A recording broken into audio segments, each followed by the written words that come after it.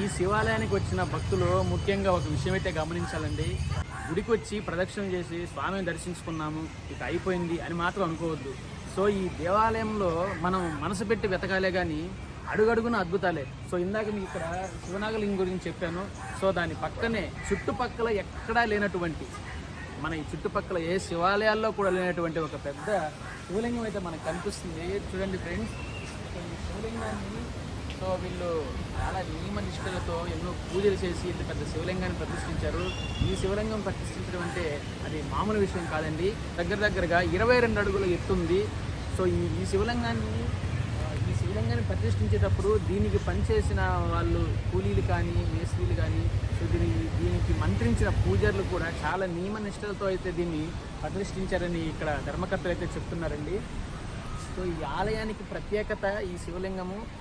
ఈ ఆలయానికే కాదు, మన చుట్టుపక్కల ఆంధ్రప్రదేశ్లో ఉన్న ప్రతి శివాలయంలో కూడా ఇంత పెద్ద శివలింగం అయితే ఎక్కడ కూడా ప్రతిష్ఠించలేదు.